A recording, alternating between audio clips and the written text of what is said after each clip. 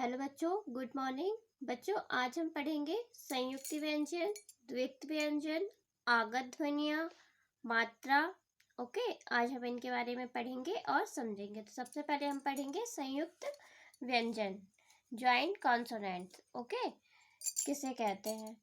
तो बच्चों, जो संयुक्त व्यंजन है, पहले हम उनकी डेफिनेशन समझ लेते हैं। ओके, परिभाषा क्या है कि क्या है। दो व्यंजनों से मिलकर बने व्यंजन को संयुक्त व्यंजन कहते हैं।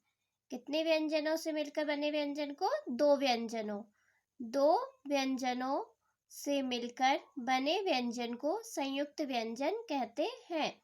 जैसे संयुक्त व्यंजन तो पता होगा आपको कौन कौन से होते हैं। संयुक्त व्यंजन होते हैं छ, त्रा, ज्ञा और श्रा। ओके, कौन कौन से व्यंजन है संयुक्त? छ, त्र, ज्ञा और श्रा।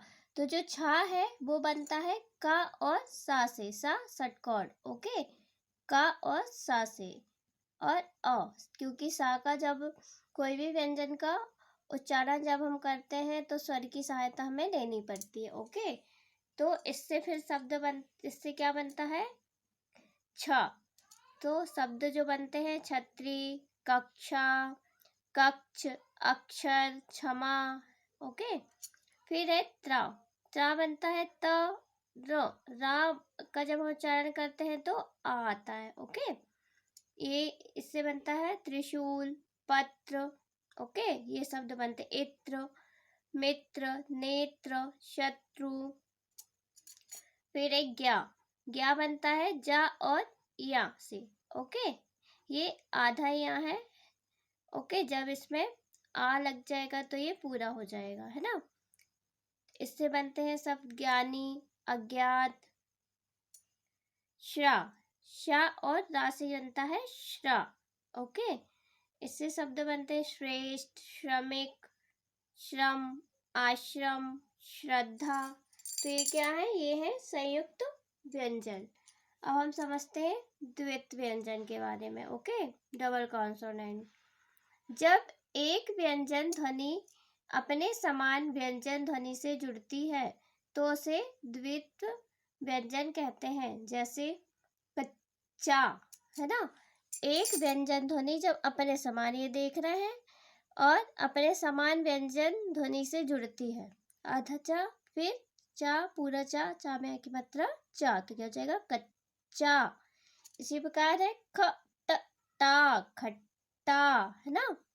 बच्चा, बच्चा, बिल्ली, बिल्ली आदि। तो द्वित्व व्यंजन किसे कहते हैं बच्चों? जब एक व्यंजन ध्वनि अपने समान व्यंजन ध्वनि से जुड़ती है तो उसे द्वित्व व्यंजन कहते हैं। ओके, फिर है आगत ध्वनियाँ।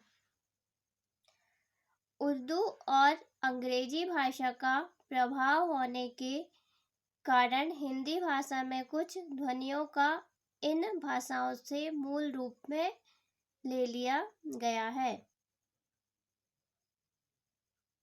उर्दू की ध्वनियाँ जैसे ज तथा व, जैसे बर्फ, दरवाजा, जा, है ना, जा नहीं ज। ओके, आदि। फिर है अंग्रेजी की ध्वनियाँ जैसे अ, जैसे कॉफी, काफी नहीं बोलते ना, coffee, coffee. Okay, coffee. Doctor, नहीं, रॉन्ग है ये, है ना, डॉक्टर, डॉ, ये वाला आ रहा है ना, डॉक्टर आदि। फिर है मात्रा। मात्रा किसे कहते हैं? स्वर का जो रूप व्यंजन के साथ जुड़ता है उसे मात्रा कहते हैं। स्वर का जो रूप व्यंजन के साथ जुड़ता है उसे क्या कहते हैं? हम मात्रा कहते हैं ना, जो आगे हम आपको अभी समझाएंगे। ओके, इसकी परिभाषा अगर आपसे पूछा जाए मात्रा क्या है तो क्या कहेंगे आप?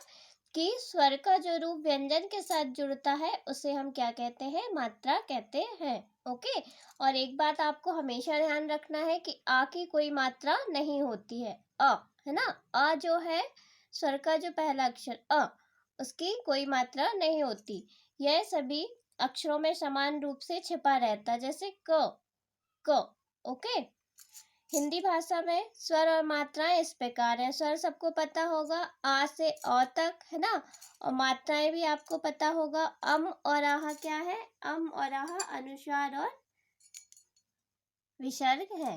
ओके, स्वर है आ से अ तक, है ना। इनकी मात्राएं है, जैसे आ, तो आ की मात्रा है तो व्यंजन में लगेगी तो क्या हो जाएगा? जैसे का में तो का। इसी प्रकार छोटी तो की, बड़ी की, उ, छोटा उ कु, बड़ा उ कु, फिर री तो क्री, ए, के, ए, कै, ओ।